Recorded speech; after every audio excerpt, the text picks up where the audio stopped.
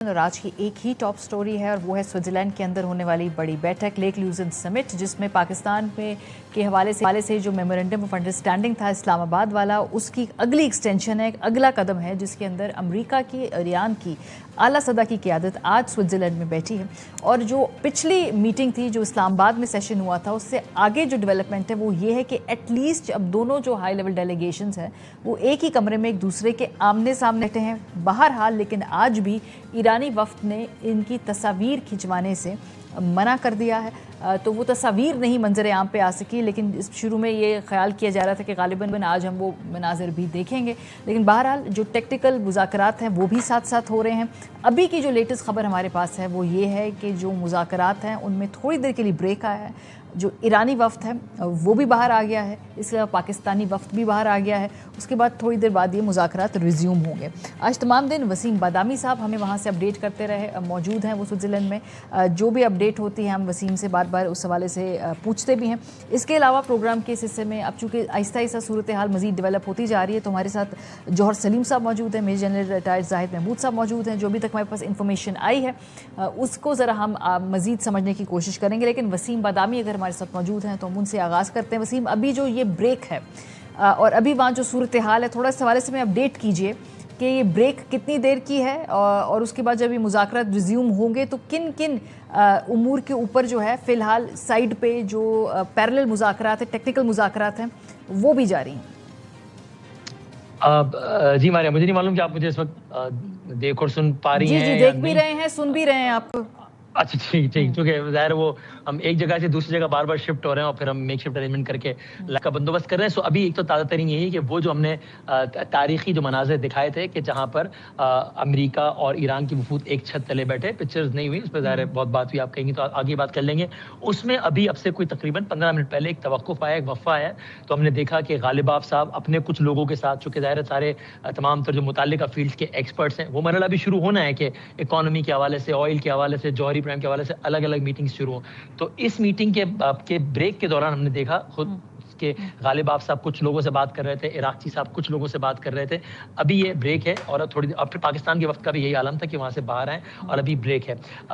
इत्तलात यही, और हमने ये कल रात भी रिपोर्ट किया था बारिया कि ईरान के वफ्द का लबनान के हवाले से बहुत इसरार होगा। मैंने अर्ज़ किया कि जब हमारी बात हुई थी बकाई साहब से भी, जो कि वहाँ के वज़ारत ख़ारजा के तर्जुमान है, तो उन्होंने भी यही कहा कि इसराइल पूरी कोशिश कर रहा है सबको सबूताज करने की। हमारे पास अभी दस्तयाब मालूमात के मुताबिक हम आपको ये कन्फर्म कर सकते हैं कि ईरान ने इब्तिदान इसराइल की बेदखली का, जो वो लबनान के एक बड़े इलाके पर काबिज हुआ है, उसकी बेदखली के हवाले से और इन बात की, और लबनान को फिर बिलखुसूस बात हुई है। जाहिर है इसका मतलब ये नहीं है कि अगले कोई 10 मिनट बाद इसराइल वहाँ से चला जाएगा, लेकिन जाहिर है मुज़ाकरात में आप एक मैक्सिमम पोजीशन लेते हैं और उसके बाद अभी इस वक्त तक के लिए खुलासा कलाम इब्तिदान अगर मर्ज़ करूँ तो वो यही है कि ईरान ने दो वजूहात की बिना पर लबनान को ही सबसे बड़ा इशू बनाया है। एक इसलिए कि वो ये कहते हैं कि अगर इस 14 निकात की बुनियाद से जन्म लिया है ये सारे मामले ने, तो 14 निकात में तो पहला नुक्ता ही लबनान का है। अगर उसी पर इसराइल नहीं रुक रहा तो फिर बात आगे कैसे बढ़ेगी। और दूसरा, लबनान के बाद जो दूसरी बात करते हैं वो सैंक्शंस के हवाले से, कि कुछ ऐसे कॉन्फिडेंस बिल्डिंग मेजर्स तो हों कि जिससे ईरान के पास वजूहात हों ये यकीन करने की कि दूसरा फरीक इस मामले में संजीदा भी। इस पर आखिरी बात है कि आप ये भी जरूर ज़हन में रखिए कि ईरान में बहरहाल एक तादाद अवाम की है ऐसी जो कि ये समझती है कि इस सारे मामले से अलग तरीके से डील किया जा सकता था, खास तौर पे मुश्तबा खामनेई साहब के बयान के बाद। तो ईरानी मुज़ाकरातकारों को ज़ाहिर अपनी पोजीशन लेते वक्त उन अवामिल को भी ज़हन में रखना होता है, जो कि भी कई सवालात का जवाब है कि ईरान कुछ मामलात पे इतनी उस तरह की पोजीशन क्यों लेता है। मारिया, अभी वहाँ पर क्या सुनगुन है वसीम? ये जो मुज़ाकरा है इसके ऊपर जेडी वैंस की अगर कल की स्टेटमेंट देखें तो उन्होंने कहा कि हम 24 से 48 घंटे का ये दौरा हो सकता है। अभी क्या अंडरस्टैंडिंग है? क्या आज के दिन ये वफूद, खासतौर पे ईरानी वफ्द, वापस चला जाएगा या एक दिन मजीद एक्सटेंड होता दिखाई दे रहा है?